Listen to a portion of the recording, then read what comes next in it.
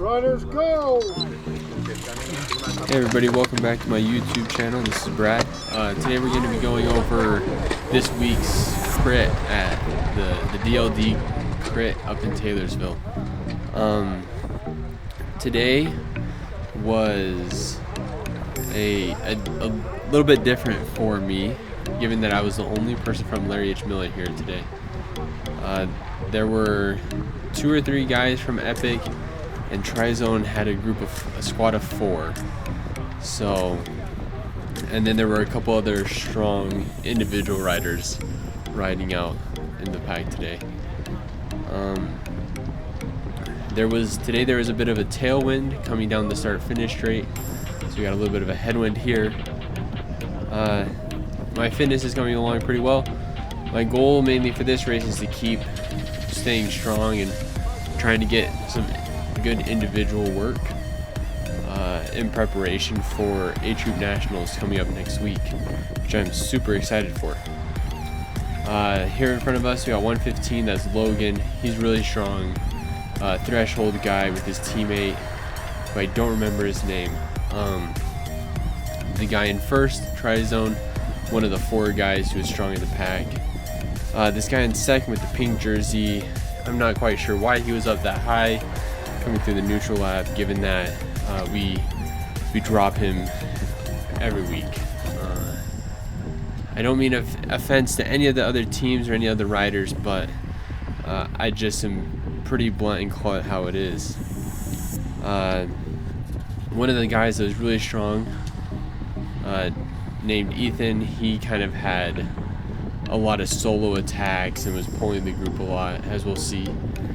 He was wearing on a white kit, and on his pants say "Hey Eric." So today's race ended up being pretty consistent, given that there were some attacks, but definitely not as many as last week's. You can check out my video that I posted yesterday and see that race. So here we are, we're coming through one lap, or I guess the lap after the neutral lap. So here's Ethan right here on my right, coming up really strong. Very impressed with his riding.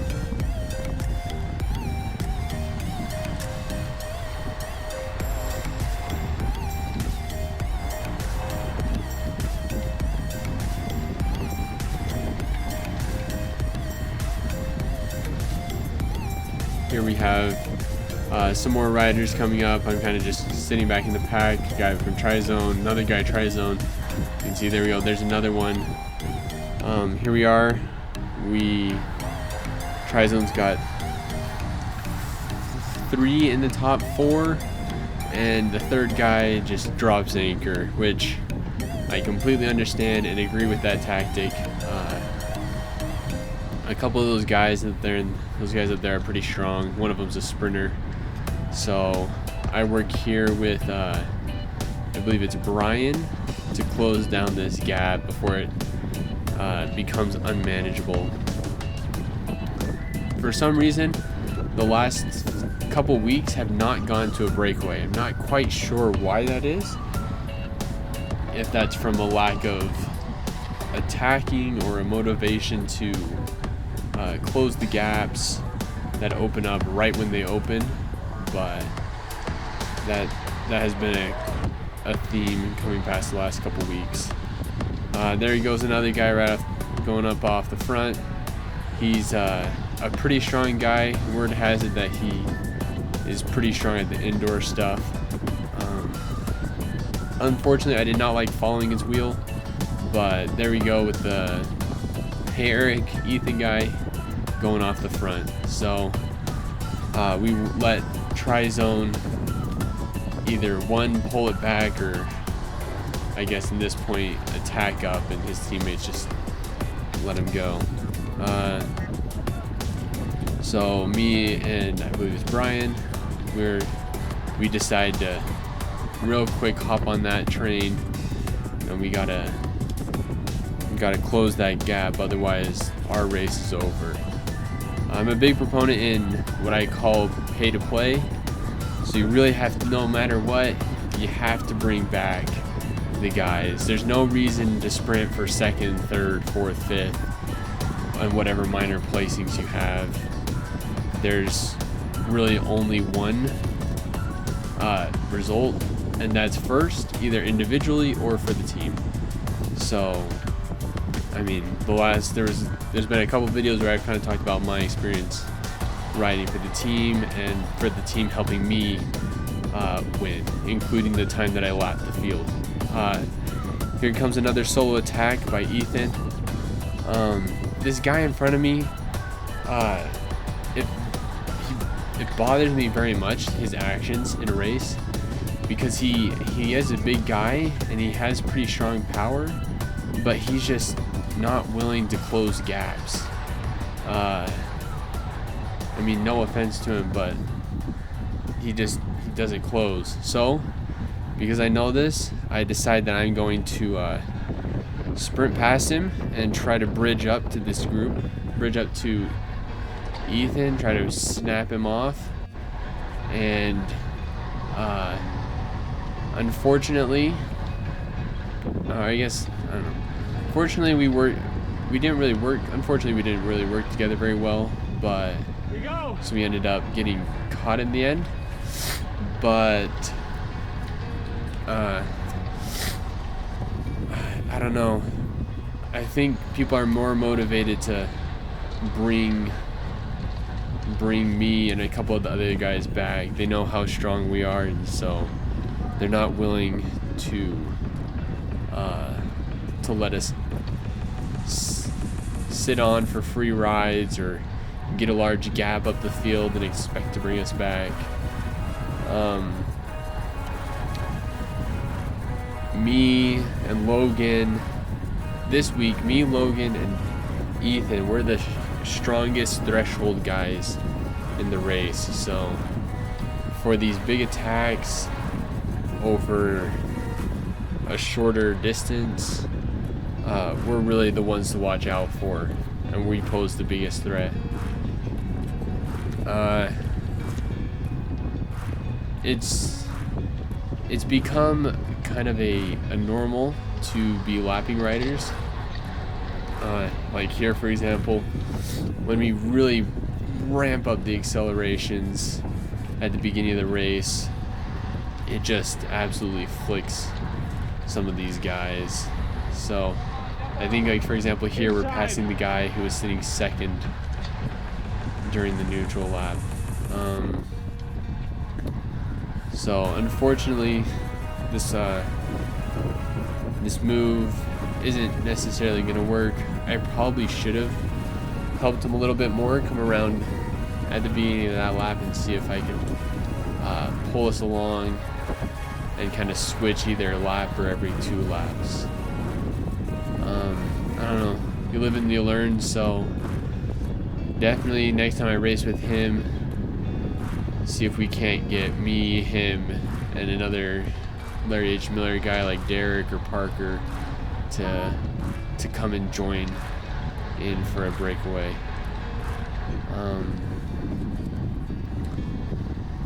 So I was doing, we've been holding pretty good speed, we've been holding pretty good power.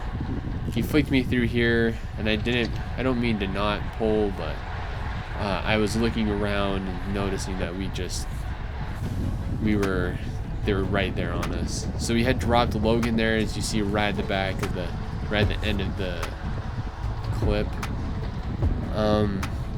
This Trizone guy in front of me, he's a really strong sprinter. So at this point, I decided that I'm gonna attack. We're pretty far into the race, probably save a good solid 25 minutes or so. So I kind of wanted to put in a dig of my own, see if I couldn't get somebody like Ethan to follow or another strong rider to come. But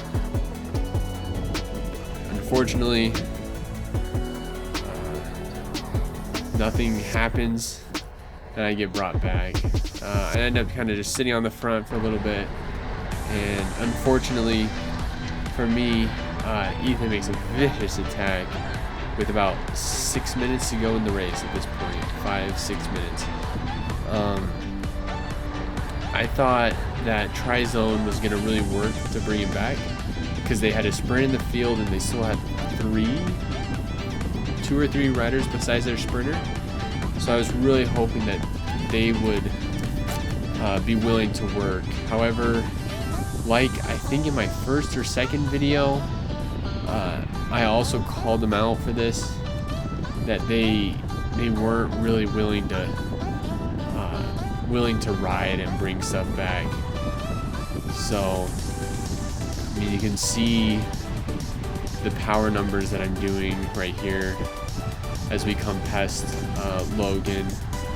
Like, although the draft is really good, I shouldn't be as low power as I am just sitting in the draft. Especially for such a big guy, we should really be going 29 or 30, 31 miles an hour, even through these corners. It's just like I'm just freewheeling, just kind of rolling along, and then as I come out of corners, kind of speed up a bit. But 27 does not cut it. 28 does not cut it. So you can see here, just kind of looking around.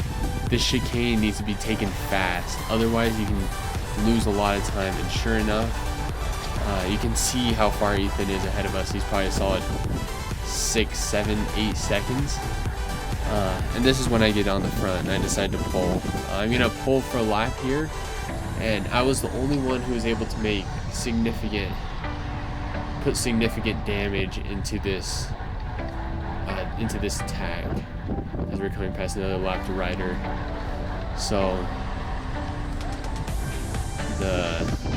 you can see I'm 28, 29 miles an hour on a course that's this windy. The speed just has to stay up really high consistently, otherwise the gap between the gap to the breakaway rider just explodes. So you can see at this point we're just a few seconds up, and at this point I flick and try to have some help coming through, but I should have just closed that gap. Looking back at it, I was so close. It probably would have taken me another lap, another hard lap, but I think if I had closed it, I don't think there would have been another counter. So, I mean, 2020 hindsight, everything's clear.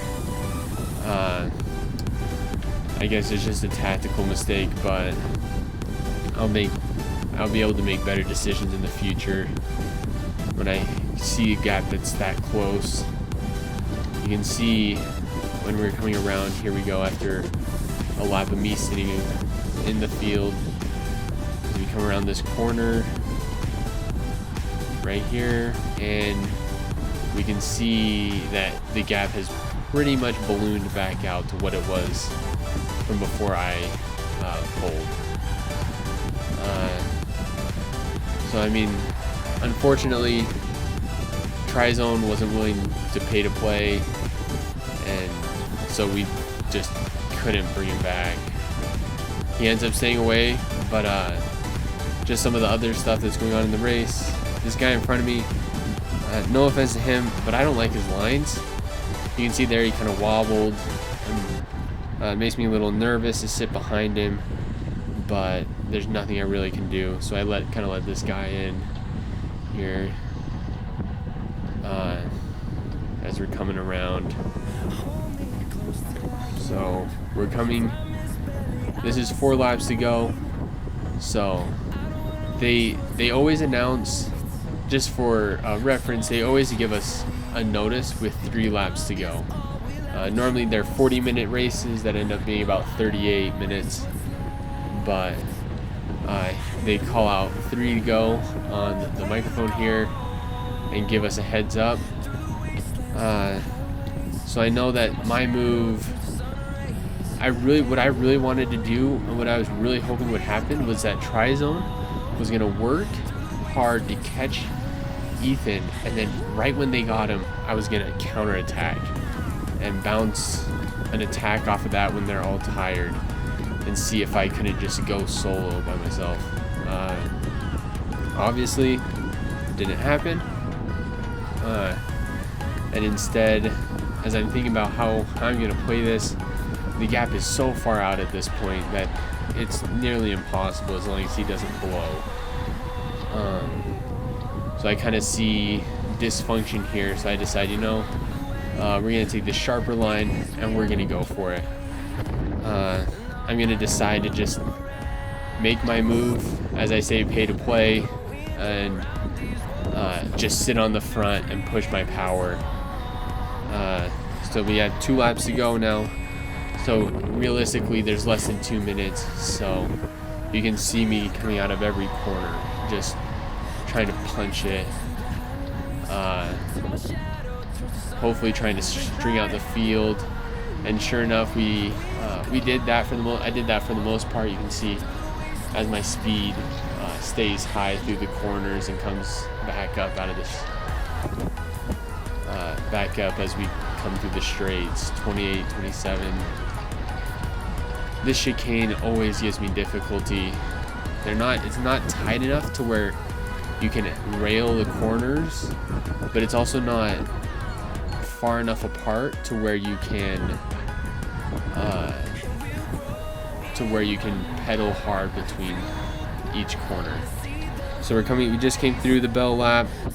They came past them ringing the bell, so you can see how far away the gap is. It's solid 5 seconds. Unfortunately, this guy passes me, coming in with about 40 seconds left in the race, and I'm hurting really bad, and my goal is just to get to the finish line. I don't want to get past. I want to avoid all I can. So coming out of every corner, sprinting, and I mean Ethan's been posting up for probably a half lap now and taking it easy. And this guy, I don't know why, posting up. I mean, bro, you got second. No offense. But really, we just need to go for the win next time. But hopefully, I do better next week, or I guess in 2 weeks. I got age group nationals coming up. You can see my latest video about that, and I'll see you guys after nationals.